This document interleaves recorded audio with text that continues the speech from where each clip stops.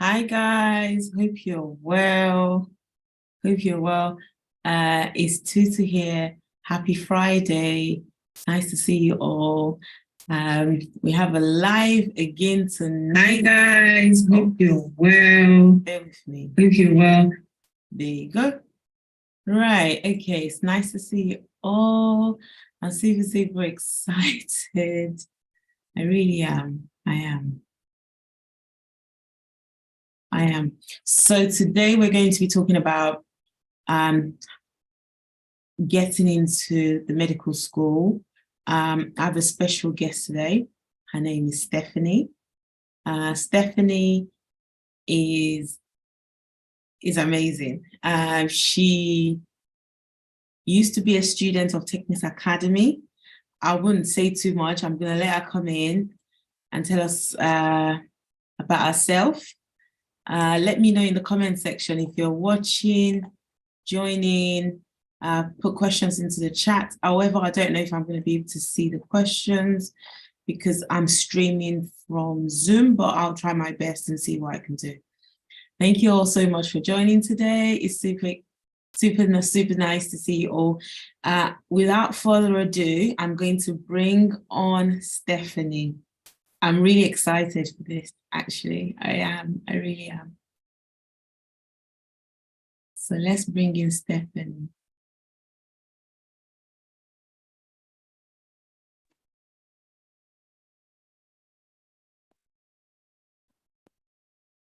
Hi, Steph.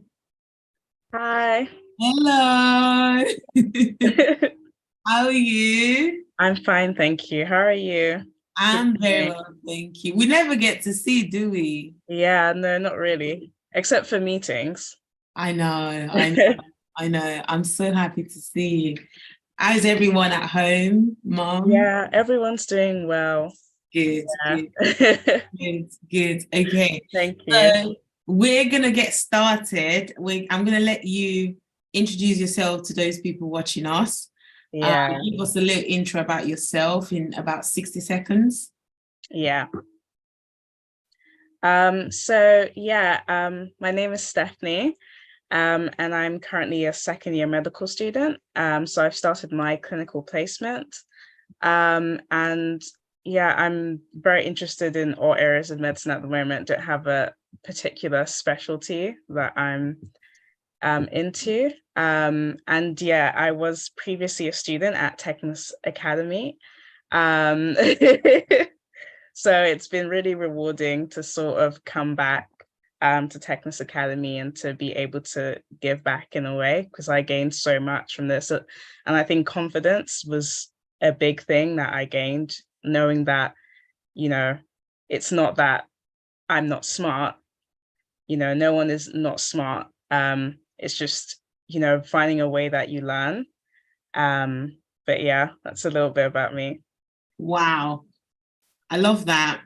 So it's not, no one is not smart. It's about finding the way you learn.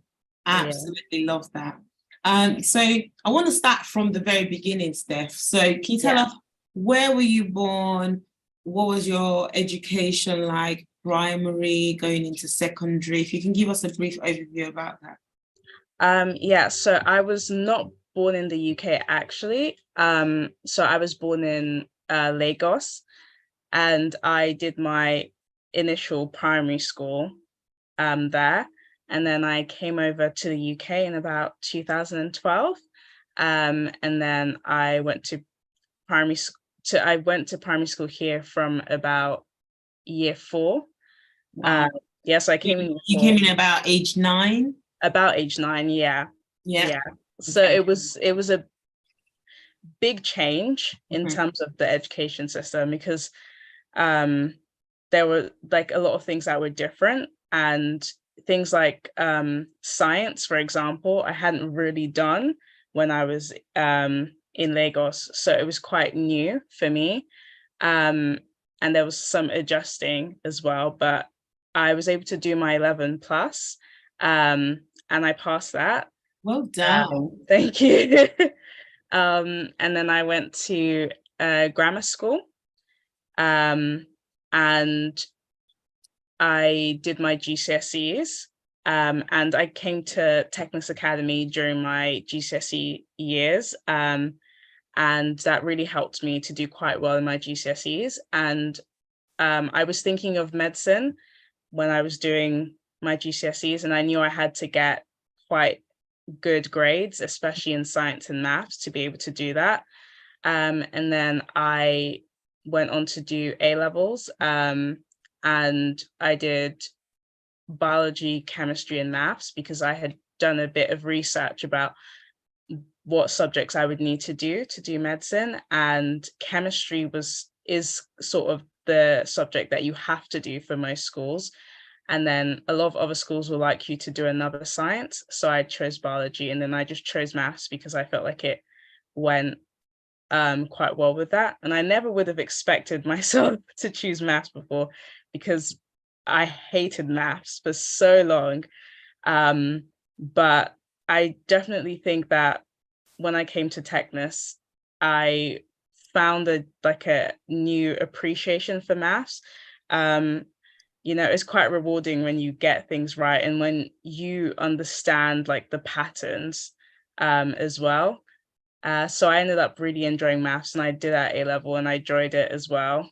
And then now I'm currently in medical school. So that's sort of What subjects did you choose for A levels? So for A levels, it was chemistry, and then I did biology, and then I did maths. Maths, okay. Yeah, so just 3 A levels. Did you know that I didn't know that you hated maths that much? Yeah, I did. I really did. Can you tell people who are listening what grade you got in your GCSE maths? So I ended up getting a 9 in maths. No, you've got to say that louder. Yeah, say that louder. Yeah, I ended up jumping from a 6 in maths to a 9 in maths, which I thought my mom was joking because I gave my mom my grades to read them out to me. And when she said I got a 9 in maths, I thought that she was joking. And then I saw the piece of paper and I was shocked. Wow. Yeah. Wow. For those who are not very familiar with the number grading system, what's the equivalent of grade 9 in letters? The way it's structured is like a 7 is an A, and then an 8 is an A star, and then a 9 is like a high A star. Right. Yeah. I accept that. But what you haven't also said is 9, the people who get grade 9s on a subject are the top 5% of the whole country. Did you know that? Yeah. That's amazing. So not only is the A double star, you're in the top 5% of students who did really well in the whole country. So how does that make you feel from something that you really used to struggle with to achieving really high grades? And you didn't just achieve high grades in maths, you were an all-rounded individual. How many 9s did you have? Off the top of my head, I'm not sure. I think I got 9s in all my sciences and in maths, English, history, and then I got 8s. So yeah. You got 9 in all your sciences, in maths, in English, and what other subjects? And in history. Wow. And the others were 8s. Yeah. Wow. And a 7 in religious studies. Okay, so I'm still good here. And what subjects did you take at Technis Academy? What were the subjects you enrolled for? So the subjects I enrolled for that I really struggled with were maths and my sciences. And then I also did English at Technis as well. So math, sciences, and English. Okay, so you enrolled for math, science, and English. Okay. Yeah. So did you always know what career you wanted to pursue when you were growing up? No, not at all. I initially wanted to do something more like humanities based for a long time. And I actually wanted to be a teacher. for a very long period of time as well. And then it was around GCSE time that I sort of became interested in science a lot more and in STEM subjects a lot more, and then interested in medicine. Wow. So you wanted to do humanities before, but Yeah, around the GCSE period, you started getting interested in medicine. yeah. Wow. And so it wasn't, I'm guessing it wasn't an easy ride because you did your GCSEs with us. You then Yeah. went ahead, went into sixth form. Did you do sixth form in the grammar school that you were in at the time, or did you go to another school? I went to another school. It was a boys' grammar that I did my A levels at. Okay.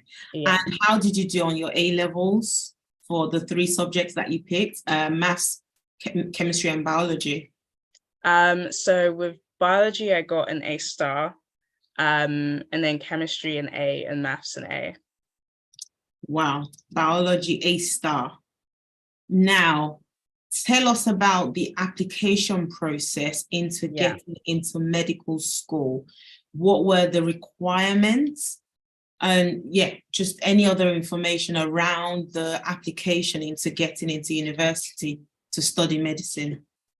Yeah, so in terms of, so just going all the way back to GCSE, so in terms of GCSE, you have to get quite good grades. So I think minimum 6 for most medical schools, but you really want to be sort of getting yourself a 6 or a 7. So I would aim for 7s in maths, your sciences, and English. So that's like the main focus. And then once you've done that, I would also advise to focus on your studies, but also sort of do things outside of school. So do some sports, um, volunteer, get a job if you can, find something you're passionate about and get really good at that if it's music or art. So sort of show them that yes, you're academic, but you're also able to commit to something, and you also have, something interesting about you. And then when it comes to A levels, most medical schools won't take you if you don't do chemistry. It's sort of a requirement that you have to have done chemistry. What And I about think it's, biology? and then biology, I can't remember specifically which schools. Some schools make it a requirement that you have to have done a science, sorry. So either biology or physics, but some medical schools don't care. As long as you've done chemistry, you don't have to do another science. But I would say, just to be safe, do chemistry and then pick another science like biology and physics, because then you're not limited in the options. And then for your third subject, a lot of people tend to choose another science or do maths, just because like they sort of link. But I would say you don't have to do that. Don't feel pressure to do that if you're not interested in those subjects and you don't think you would be able to manage the workload with that. I would say for your third subject, just pick a subject that you like, and that you enjoy. So if that happens to be physics or maths, then great. If you don't enjoy that, then just pick something that you know you'll be able to do, because it will be quite challenging, especially with A-level biology. Yeah, and then once you've done that, sort of look at the requirements for grades. So some universities, it's like A's you have to get. For some, you have to get an A star. So check, and then make a list, and then look at because you have to sit an entrance exam to get into medicine. So after that, look at the entrance exam that the medical school wants you to do. So for some, you have to do the BMAT, and then for some medical schools, you have to do the UCAT. So I would advise personally, to do both the BMAT and the UCAT, because if you don't do well in one, at least you've probably done better in the other one. So you have sort of two different exams that you've done, and you have two different chances. So you're not like putting all your eggs in one basket, basically. And at what point do they make you write the BMAT and the UCAT? So the BMAT and the UCAT you write in about year 12.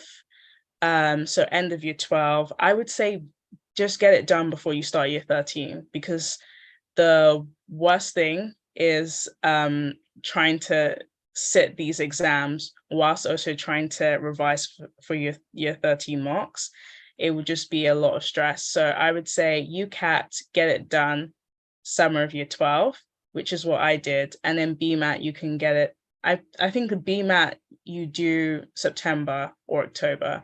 But yeah, and then BMAT, get that done instead of having to do both UCAT and BMAT very close to your marks. So then you can just focus on doing the BMAT and doing your mocks.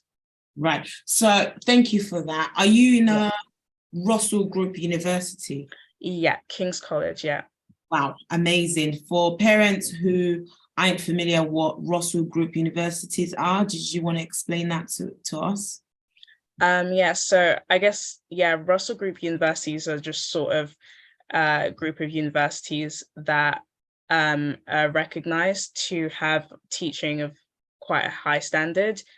And I think it gives you very good sort of career chances. Yeah. Totally agree. Russell Group universities, they're Ivy League universities, and being in King's College is amazing. It's super, super amazing that you are in one of the top universities in the world.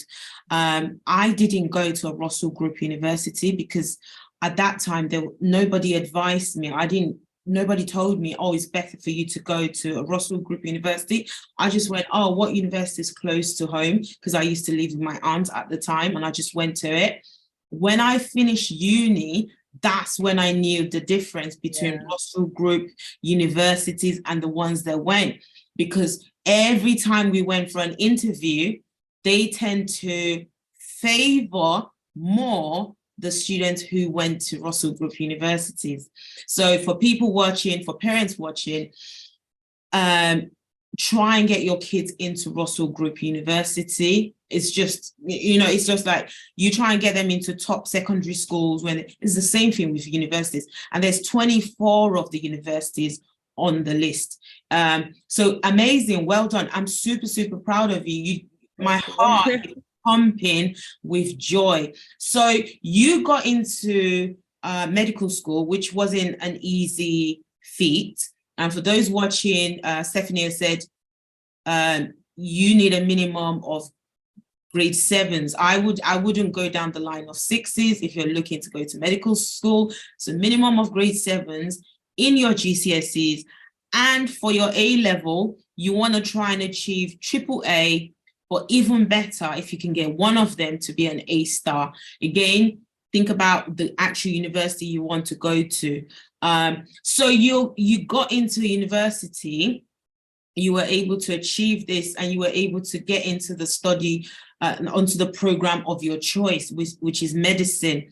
Yeah. So how has that process been? You're now in your second year in university. What has the journey been like? Yeah, I would say I'm really, really enjoying my course. I think the reason why I really wanted King's was, yes, I would say because it was a Russell Group University, but also I like the fact that we get very early exposure to being in a clinical placement. So that's another thing I wanted to say is think about what you want. So if you're going into medicine because you want to be a clinician, so you want to actually work in hospitals and work with patients, then you're better off going to a medical school where you have a lot of clinical exposure. But if you prefer to be in a medical school, if you prefer to work in sort of more research, then you're better off in a medical program that focuses more on sort of like learning the content, and maybe you only do your clinical placements like year 4 and year 5. But yeah, I'm really enjoying it. It's been so interesting seeing how it actually is to be in a hospital. We had hospital and GP placements this year, and it was so fun, and I learned so much. It was scary at first, but you get used to it very quickly, and I'm very excited for next year where we have like different rotations. And I'm going to be in A&E a lot, which is very exciting.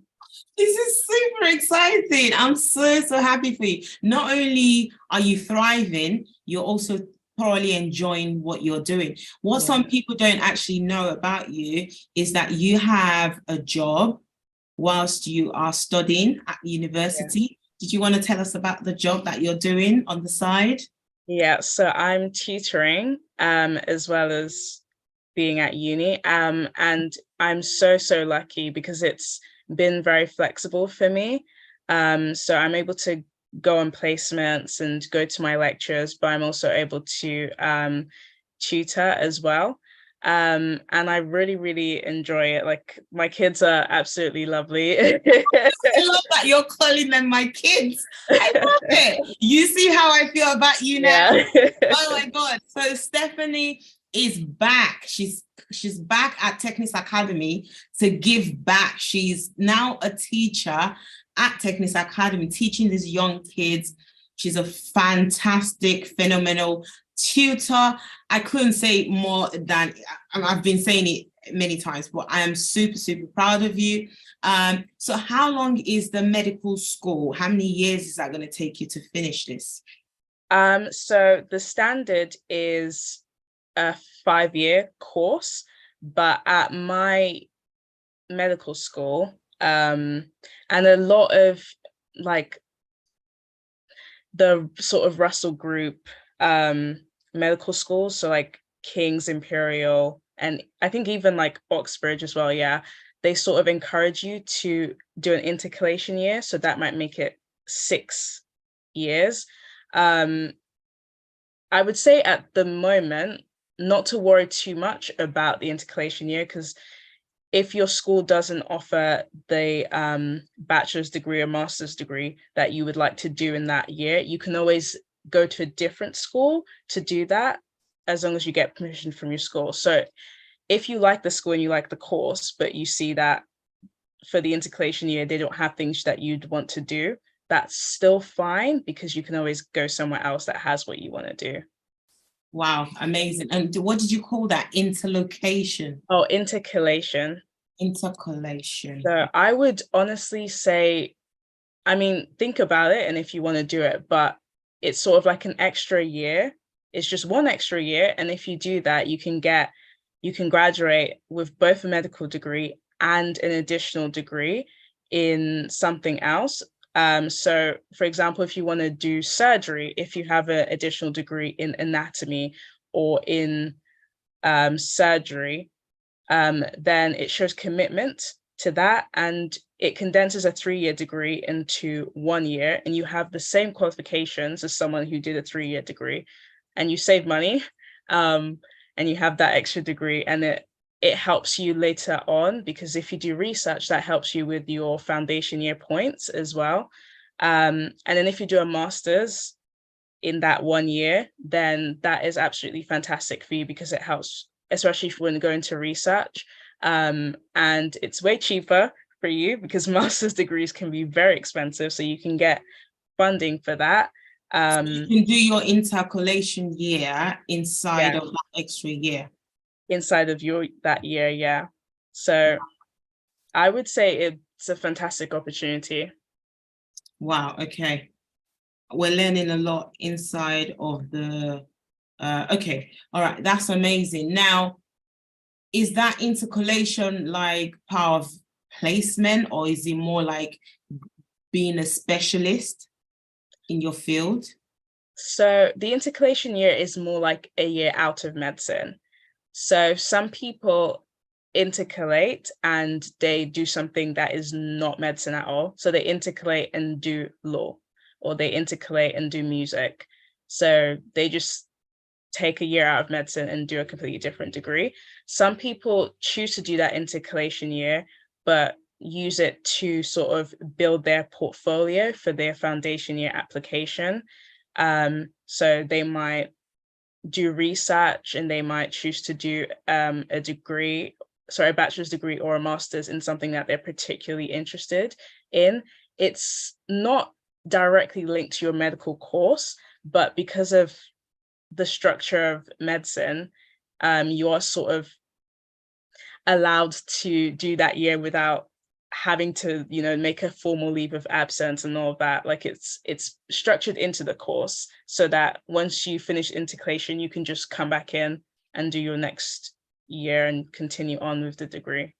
Amazing. Now, so we're looking 6 years, and my advice, based on the advice you've given, is for anyone looking to go down the medical line, do that intercalation year. For engineering, because I did engineering at university, it was a 3-year course, but the extra year was a placement. It was, I can't remember what it's called, internship. It's an internship year. So rather than you graduating in 3 years, you'd have to graduate in 4 years. In your 3rd year, you go for internship, and then you come back and do your final year in the 4th year. All I wanted to do is graduate quickly. I just wanted to get out of uni and finish. But what I found out was, as soon as I graduated, the employers were looking for people who had experience, right? So actually, it would have been better if I stayed back at uni, done my internship year before I tried to graduate. So it's really important, whatever experience that you can get, do that 4-year course, do that extra 1 year to be able to get the experience that is needed. So after you've done this 6 years, which I know is what you're going to do, I just have a feeling you're going to yeah. So after you've done your 6 years, what then happens do you then become a medical doctor? At what point do you start to specialize? How do you know when you decide to go to work in hospital, or you become a GP, or you work in A&E? What happens after you've graduated, you've finished your 6 years? So when you finish, they're sort of changing the structure a little bit right now. So what I say might become outdated, but at the moment, you sort of get points. They've changed it. The integrated year used to give you points. Now it doesn't necessarily, like, you don't get points for having an extra degree or a master's. However, you can get points for having published things. So I would say still do the integrated year, because it's so hard to get published when you're in medical school. Whereas when you have that year out, and if you choose to do like a more research-based degree or something, then it's going to be a lot easier for you to do that, and that gives you points. So you get points based on your academic performance, based on other things you've done, like research, for example.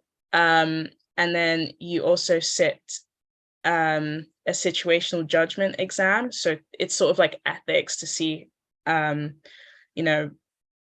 if you'd be a good doctor and if you'd harm patients and all that. And then you sit a prescribing exam, and then like a sort of general clinical knowledge exam. And then all of those points get added up, and depending on how many points you have depends on what you'd be able to apply for. So if you want to apply for something very competitive, like a lot of surgery is extremely competitive, then you want to do everything you can to maximize your points when you're in medical school.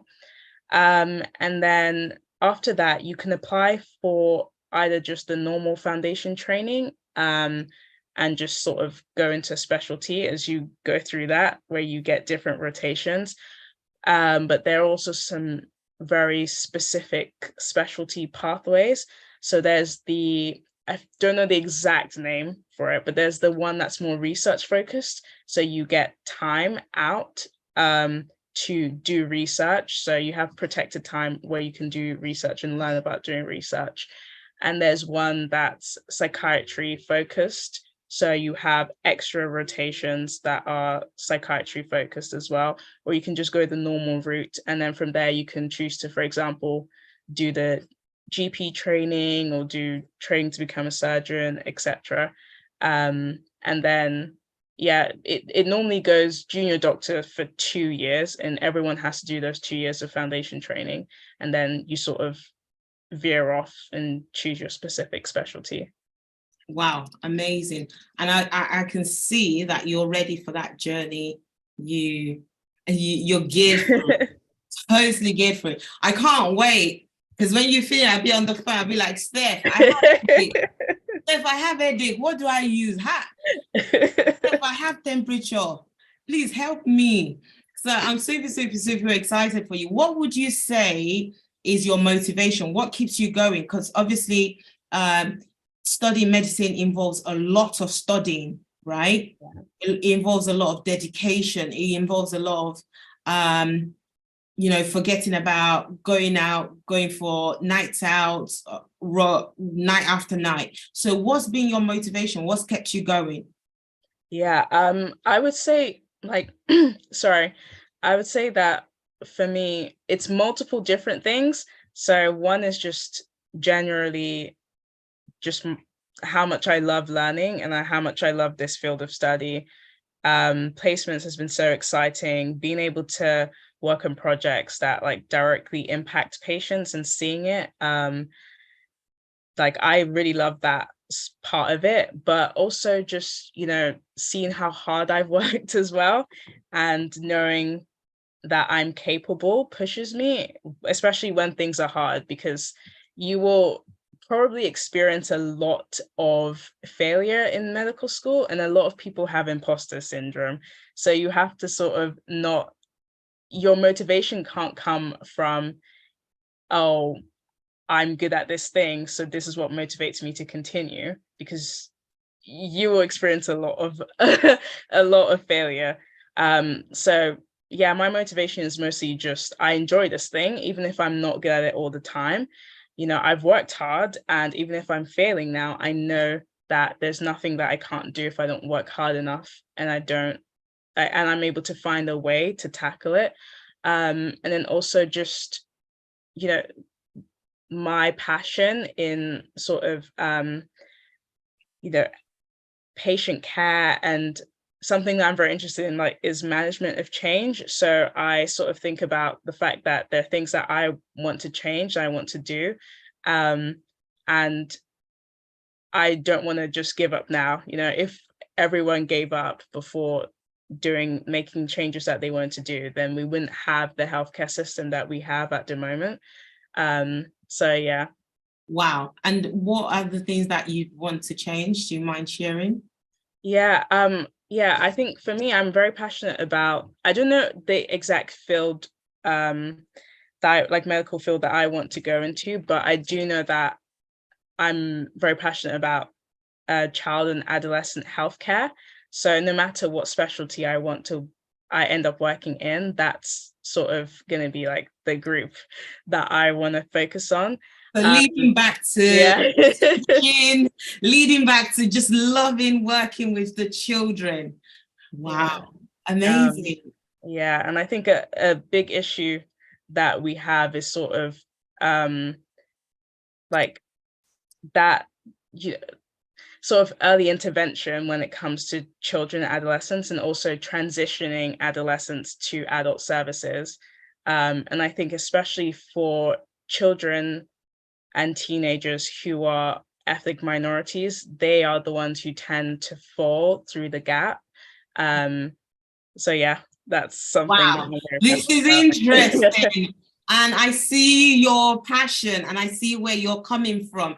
And I am super, super excited for your future. What role would you say your parents have played in making this a reality for you? Would you say they've been a massive influence in terms of saying, go and study medicine, go and study like typical African parents? What sort of role have they played in all of this?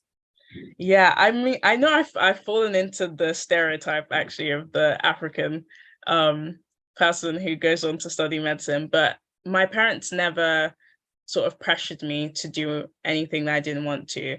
All they ever did was sort of, ask me, what do you want to do? And how can we help you? So when I was really struggling with my GCSEs, my mom was just like, how can we help you? And I said to her, okay, I think I need help, especially with this and that. Um, and she still does that now when I'm struggling in school. I mean, she can't necessarily help me with my course, but she can give me advice sometimes, or she can talk me through things, or she can just listen to me. So I think, yeah, they've just been very supportive. I think as parents, I mean, I'm not a parent, but I imagine it's very overwhelming to not be able to directly sort of impact, Well, get involved, especially if with like GCSEs and A levels, like it can be very difficult to see your child struggling and not be able to directly help them get involved, like you were saying. But I think honestly, just being supportive and just being there and seeing any way that you can help them, they're going to appreciate it so much, because I really, really appreciate my parents being there for me. Like throughout my A levels were very difficult, especially with COVID. I struggled a lot with the like online learning, because we weren't used to it. But then as we went through, I sort of got more and more comfortable with it. And especially having my parents be there to support me. Um, you know, yeah. oh, I I'm just getting really appreciate goosebumps, and them. I hope your mom gets to watch this. You know, I love your mom. She is a super Yeah. amazing woman, and she always, always wants the best for you. I have another question. What impact did Technics Academy play in you achieving the grades that you needed to study your current program? I'd say a massive impact, because I sort of didn't have a great mindset. I think it's called a fixed mindset. And they would always talk about it in school, like, oh, don't have a fixed mindset, have a growth mindset. But I never thought I had a fixed mindset, because I feel like the way it's described often sounds very like serious, because I was like, oh, I don't think I'm dumb, but I truly did think I was dumb, and I truly did think that my abilities were limited, and that you could be good at maths or bad at maths, good at science or bad at science, or I don't get this, I'm just going to do it because I'm doing it for GCSEs, and it doesn't matter how much I study, I never get this. So I didn't have confidence in myself at all.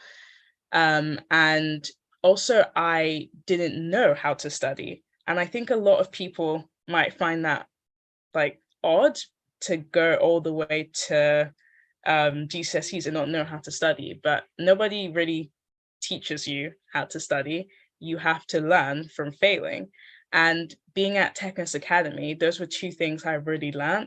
One, I learned to believe in myself, and I developed more of a growth mindset, and I got more confidence in myself, because I realized that I could do these things. And it was so weird to see myself go from completely struggling with concepts in maths to being able to recognize, like seeing it in a paper and knowing instantly what the question was asking me to do and what steps to do. Um, and then also in terms of knowing how I learn it better. You used to always teach us little like funny ways to remember things, and I still use them now. I realized that I'm someone who has to make associations to learn. And I never realized that in school. I would always just open a textbook, make notes, and be like, okay, let me keep reading this and it's going to stick in my head. But I don't learn like that. Now I realized I have to like make silly like stories or songs or draw pictures, and then that really sticks for me. So those were two things. And I know they might not sound like huge things, but when you get to uni, like that really sets you apart from other people, because a lot of people do come to uni still not fully understanding how they learn. And I think that can make it very, very difficult when the content becomes so challenging. And also, especially in medical school, where a lot of people have imposter syndrome, if you have a fixed mindset, it's going to be very devastating for you, because you're truly going to feel like you don't deserve to be there when you do, because you've worked hard to get there, and you just have to, keep working hard. But yeah. Wow. Wow, amazing. All that you shared in a nutshell just now, I'm really trying not to cry, because that's the basis of Technics Academy. So I've never actually said to my student, have the growth mindset. That is what I actually teach, right? Yeah. I spent my postgraduate master's in education studying and learning how to apply growth mindset to my students. But I've never actually stood in front of them to say, actually, guys, I'm using the growth mindset technique with you. So hearing it from you without actually ever articulating it to you, it's just super mind-blowing. Another thing I did for my dissertation at university for my postgraduate degree was I made it a decision. I took it upon myself to find a creative way to learn every single topic in maths.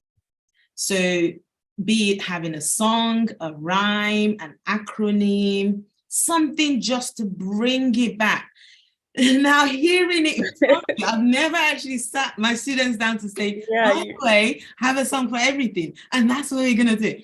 But hearing you say it, it's just, you just made me feel really good about, because like you talked about people having imposter syndromes. I don't particularly have that, but I do get tired sometimes. I do feel like, oh my God, sometimes do these people even realize the back end work that goes into this? Like, I'm still here in the office. I know you're here as well.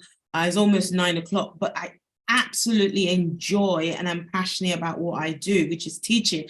And I like that you are passionate and you totally enjoy what you do as well. So hearing it from you, which we did GCSEs with you about 4-5 years ago, just hearing it from you, and I'm still using the same technique now with my students. It's just mind-blowing. So I just want to say thank you, Stephanie, because you're one of my biggest testimonies. Like when you got your 9s, it was about the time the government changed the grading system to numbers. No one knew what a 9 was. And I was going about and saying, my student got a 9, So I just want to say thank you on behalf of everyone at Technics Academy. I just want to really appreciate you, appreciate your hard work, appreciate your tenacity, appreciate your resilience and your labor of love, because I know that the work you do with the children is labor of love. You don't have to do it, but you do it, and you do it with so much joy. Brian, I know he's one of your students. His mom is watching right now. And she said, you're the best teacher ever. So just know that we might not see very often, but just know you have a village behind you. Yes, I know you've mentioned all the things. Yes, it will get tough. It will get difficult. I just really am so happy about the kind of mindset you have. Girl, you've got everything together, because when you have that kind of mindset, you can achieve anything. You can break barriers. You can make those changes that you really, really want to make. So I am super proud of you. On behalf of your parents, I want to say thank you. On behalf of Technics Academy, I want to say thank you for just being a super amazing person and for chasing your dreams, for doing what you have passion about and what you really, really enjoy. I'm super, super proud of you, and I love you. I don't think I've ever told you I love you, but I do. Thank you so much. I do. So, oh no, please don't set me off, Stephanie. Sorry. If I start crying, oh, Steph, I am proud. Don't cry. It's just amazing. Just seeing a young Black girl doing really well, all those late nights, we don't see it, but we know you do it. All those efforts you put in, all those hard work, all those nights that you burn the candle that no one sees. But God sees it, and he's going to reward your work. He's going to reward your hard work. He's going to reward everything, and you're going to achieve every single thing you set out to do, and even beyond that, what you don't expect. It's just like how you got you were like, I'm probably going to get a 6 in maths, but you got a 9. That's just use that same sort of mindset with everything that you do. And I like that you understand failure. Yeah, it's okay to fail. It's okay to fail. Keep failing forward, Steph. We're so proud of you. I really, really am. I really, really am. I really, really am. So we're going to round this up with asking you, what advice do you have for students who are currently in secondary school or sixth form?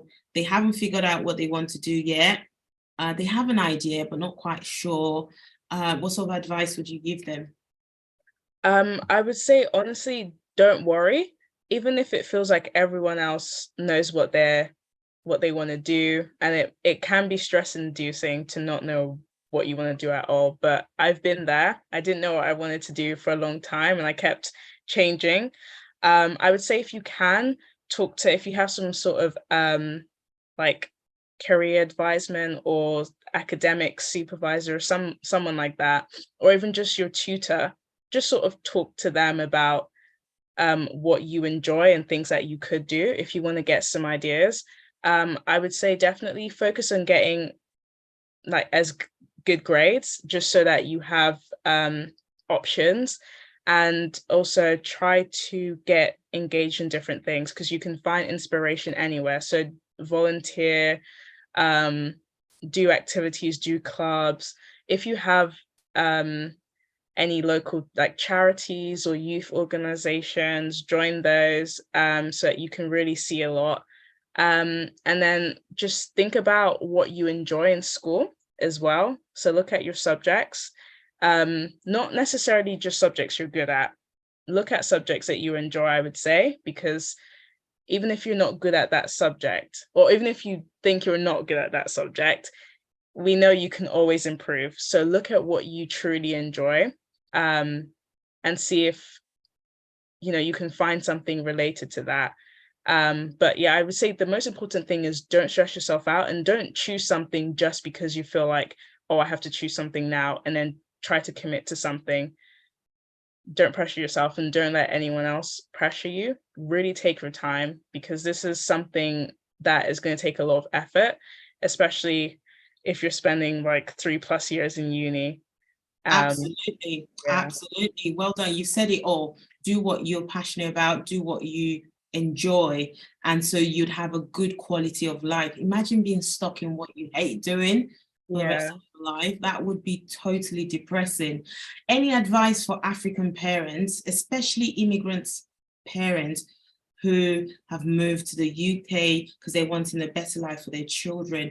So from a child's perspective, I know you're not a parent yet, from a child's perspective, what sort of advice?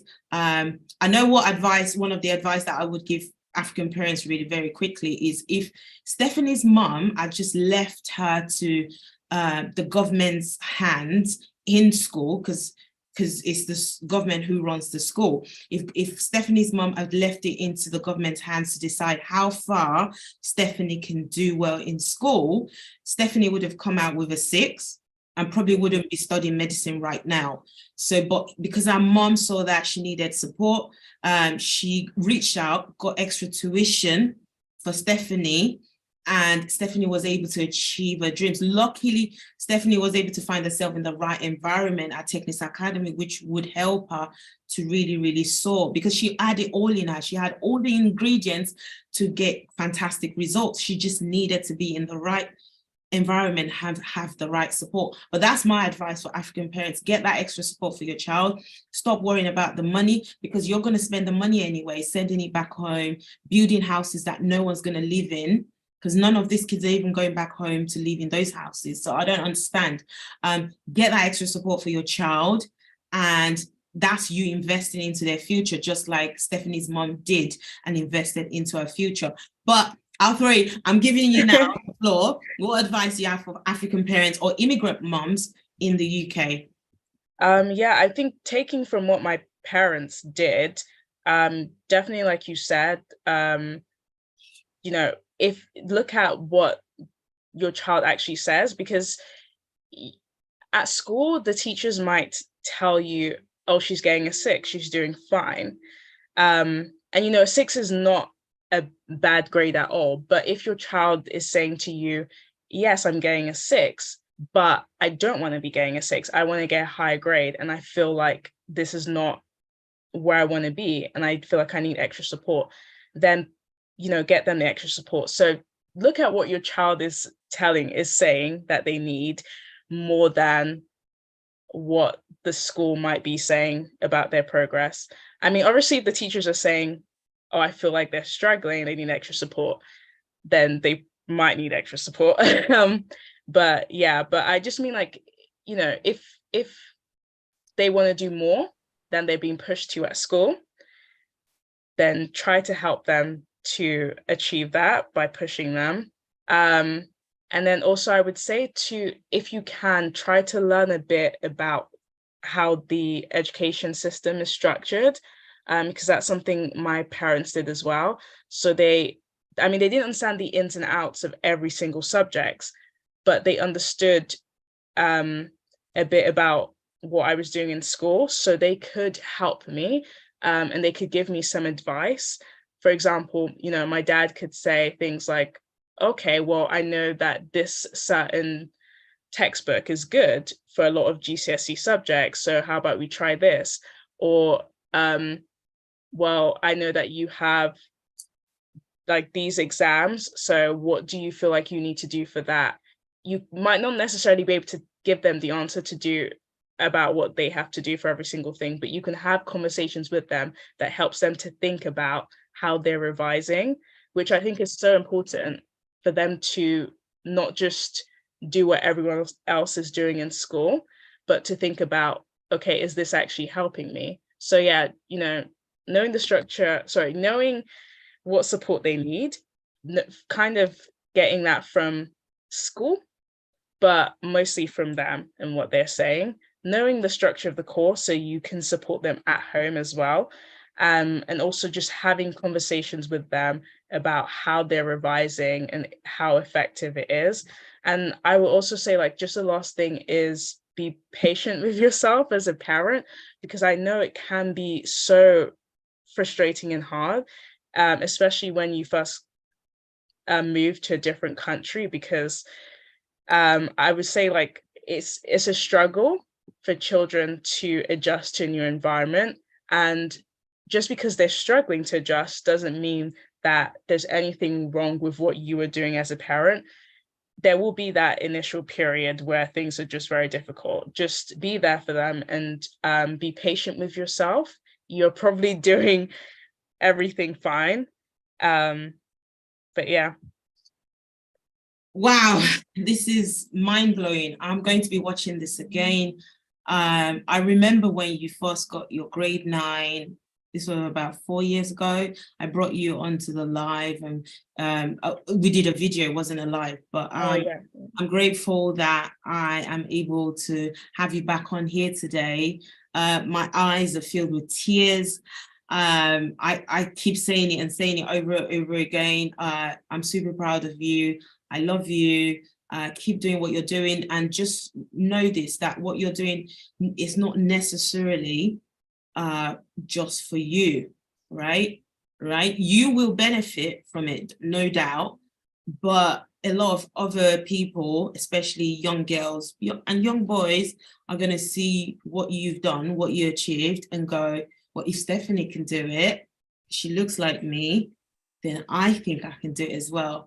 So I just want to say thank you, and thank you so much for coming on tonight. You're amazing, and I'll be here if you ever need anything, if you ever, and I mean that, anything, you want to talk to someone, anything, you need something, You know where I am. You know my phone number. You know I'm always hassling you on WhatsApp anyway. So just reach out. You have an auntie here. You know your graduation. I'm going to be tying my gilly. I'm going to be tying my gilly. I'm coming. And I'm going to give Ashwebi to all the techniques. We're gonna come, we're gonna embarrass you so that everyone's gonna be like, who are these bush people? Well, I would love that. It's our child that is graduated. So thank you so much. God bless you. May God direct your path. May He give you the knowledge, the wisdom, the understanding, and everything that you require to live a successful life. Successful life is not just about making money. Successful life is actually having a purpose and following your purpose and living in your purpose and enjoying what you're doing and along the line helping people. So, and I think that's your future, Steph, and your future is super bright, and I can't wait. And I hope God preserves my life to be able to see all of your achievements. So thank you. Thank you so much. Thank you. Thank you. Have a fantastic evening, and thank you so much for giving me the opportunity to really do this. Thank you so much. Thank you, Steph. Have a lovely evening. My love to your mom. Yeah, I will tell her now. Bye. Bye, everyone. Thank you so much for joining us. Love you all. Thank you so much. Hope to see you soon. If you want to register your child at Technics Academy, send us a message, drop a comment. We have classes running. I'm crying, but I need to stop now. We have classes running for children aged 2 to 18 in maths, English, and sciences. We can help your child exactly like we helped Stephanie, by making sure they're in the right environment and they get the right support. No child is dumb. You heard it. That's always been what I preach, but Stephanie has told us no child is dumb. Every child has that capability. No child is limited. It's just making sure they get the right support. Thank you so much for joining. Love you all. Have a fantastic weekend, and I hope to see you soon. Bye, everyone. Bye.